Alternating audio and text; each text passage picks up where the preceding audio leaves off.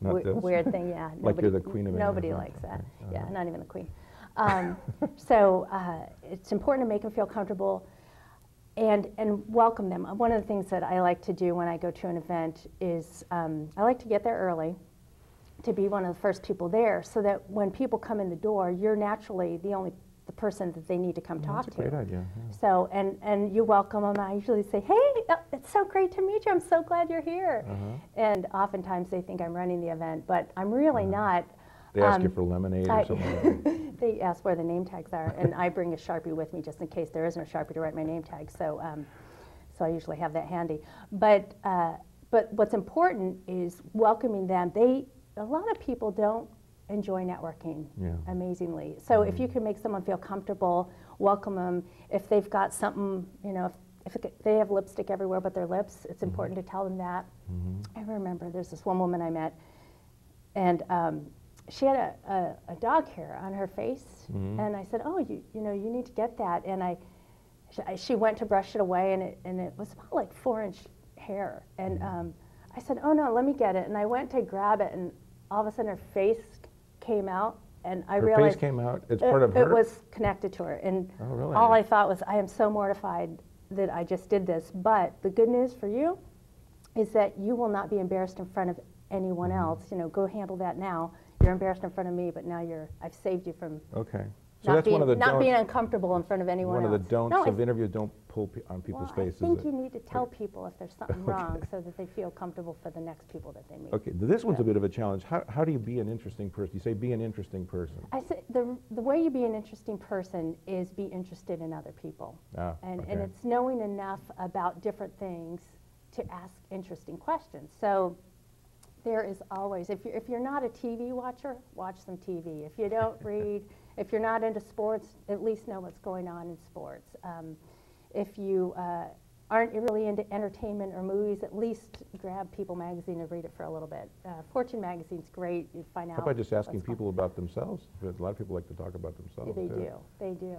Yeah. So, but it's a lot of finding out what's current events and knowing what's going on, so that you don't necessarily have to dominate the conversation, but you can ask interesting questions about it. Okay. Talk little, listen lots. Again, back to the questioning, you know, like you said, people like to talk about themselves. And if you find that you're doing most of the talking when you're networking, you're talking way too much. So you want them to talk as much as possible. The other thing you're trying to figure out is whether they have a good network themselves. So you're asking all these questions to think, are you someone that I really want to get to know further? Are you someone that possibly could help me in the job search? When I meet someone, I'm not sure if they can help me or not, but it's through questioning that I'll find out whether they might be a good fit to do a follow-up meeting or not. Okay. And you say, this was a little controversial, don't hand out business cards. Yeah, I'm a big fan of hand out party favors. Yeah. Don't hand out anything. Okay, but you know, when you meet someone, there's nothing that bothers me more than someone who comes in and meets me and says, hello, I'm John, here's my card. And all I can think is, hey buddy, you know, you haven't earned the right to take up real estate in my purse yet.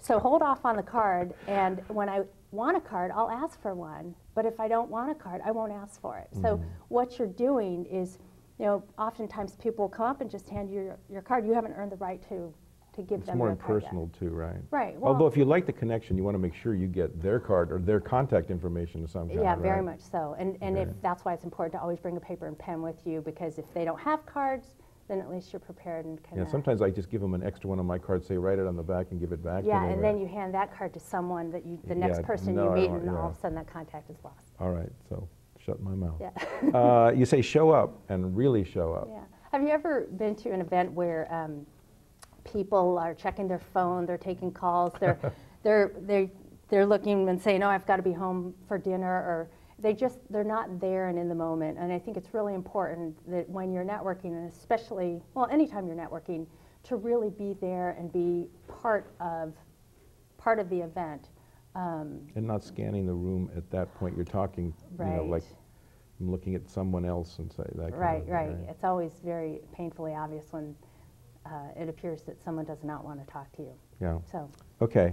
So we have a hypothetical here. Suppose you meet someone that's interesting, what do you do?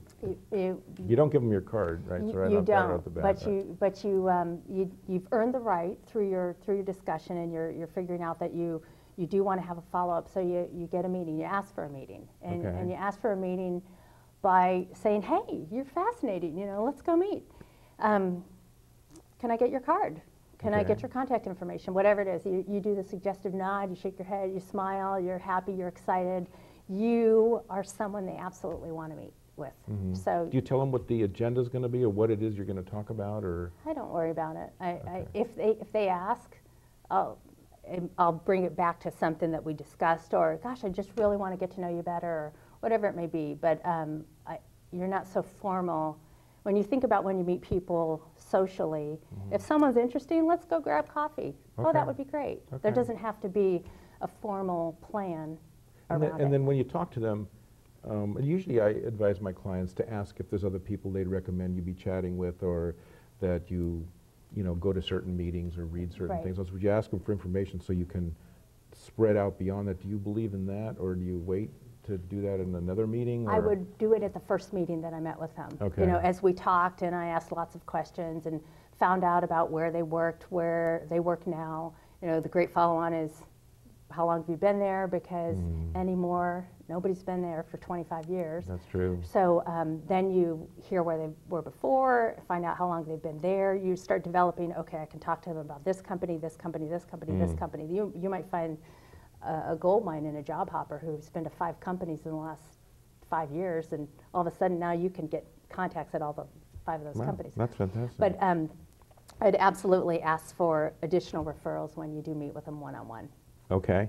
How about the job search for executives? Since that's your specialty, how is that different?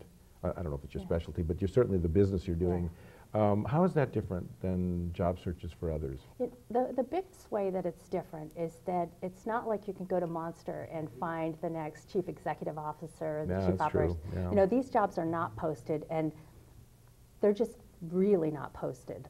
Sometimes the executive team, half the executive team doesn't even know that someone is going to be replaced when they're replaced. So there's a lot of hidden opportunities out there.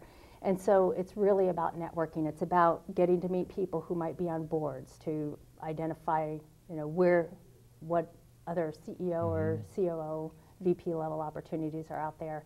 It's about meeting peers of yours to identify other opportunities. They're just not public. They're not usually public. If they are, they're usually through a recruiter. And I bet every recruiter would love to say they have 100% of that market, and they absolutely don't. So, how about mistakes that executives make in their networking? Do they fall into certain traps and have to? I'd say that the biggest mistake that I see with executives in the job search and networking related to that is that they don't really have a strategy. They all of a sudden find their way available, however they were made available is, there's a myriad of ways. But they don't have a strategy of, here's what I'm going to do. They're very tactical, they're responsive. I should call recruiters and see what they know about.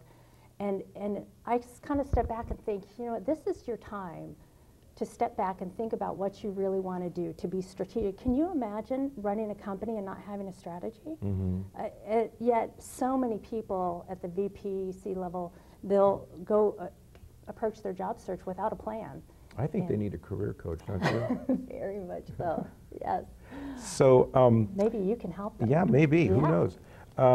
You also brought along a graphic that has to do with, improving this whole experience and going through it. So I had some tips to get results, so I thought we would just read through them again. Great. So how to get results through networking. You say build a network before you think you even need one. Right. So most of the people that I run across, the reason for coming to the meetings that I run is because they have no network. They don't know enough people. And so the key is to start building your network today. And if you don't have a network right now, that's okay. It's never too late to start building that network. Go to one of your events. Go to one of my events. We'll be showing your website. So one of the reasons that this event was this forum was so important to me is I found myself with no network. And as I, over the years, started to build it, I know thousands of people now. So I have a very very solid network, and if I can do it, anyone can. So